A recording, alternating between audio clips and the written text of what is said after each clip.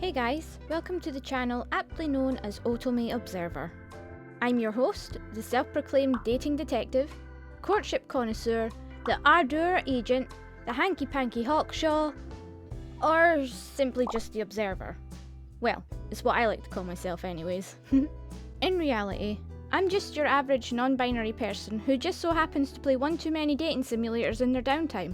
Ironically, I've also been cursed by some random woman with the task of finding my own Prince Charming, or else I'm never going to lose this annoying little crown that's always floating above my head. But enough talk about me. Let's talk about what I'm doing here in the first place.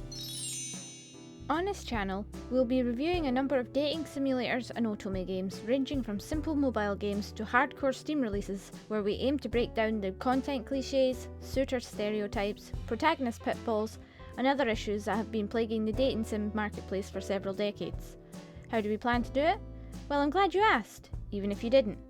In this video, we'll give you a quick breakdown on how each episode will be designed, so that everyone watching has a better understanding about what we're trying to do here.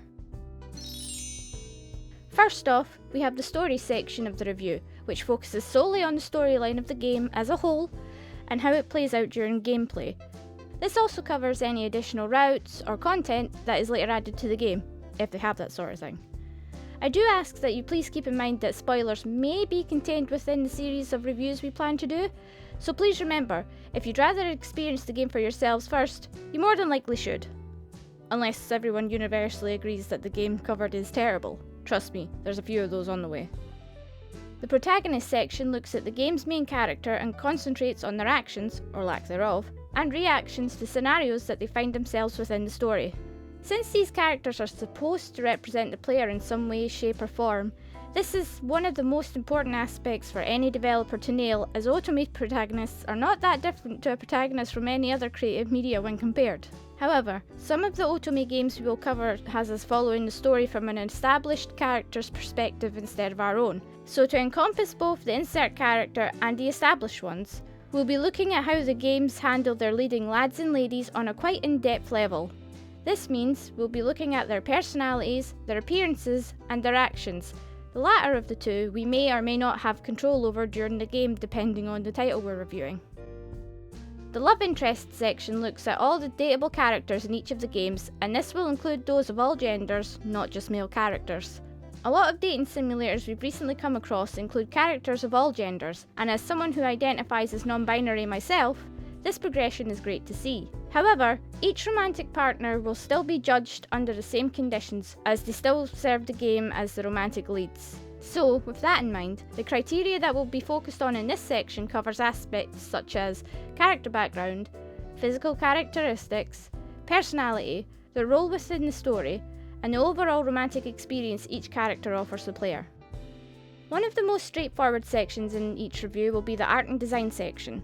We probably don't have to go into too much detail for this, but to quickly recap, we'll be focusing on the game's overall art style, the music, the user interface, and all the other audio, visual and technical aspects that goes into making the game appeal towards their players. So essentially, we're looking at what makes the game tick all the right boxes in terms of aesthetics for their targeted audience, or what contributes to the game being poorly received. Second to last, we focus on the overall experience for each game. This is more or less where we discuss how each game felt while playing, and we neatly wrap up the review by addressing anything that could impact the player's enjoyment while trying to get their freak on with their favourite suitor.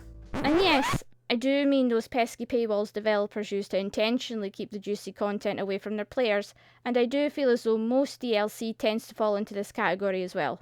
Not all of it does, but there are a few glaring examples.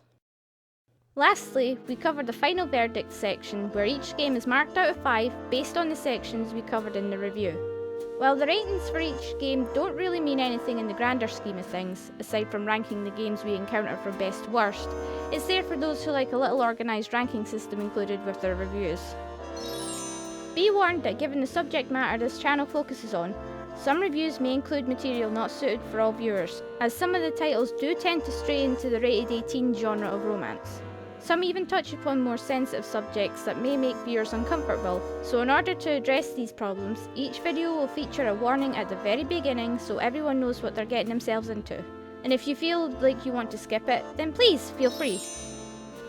So now you know what this channel is about, and if you find yourself interested in this sort of thing, come join me on my journey finding romance in different time periods, magical worlds, and maybe we'll even find our own Prince Charmings along the way.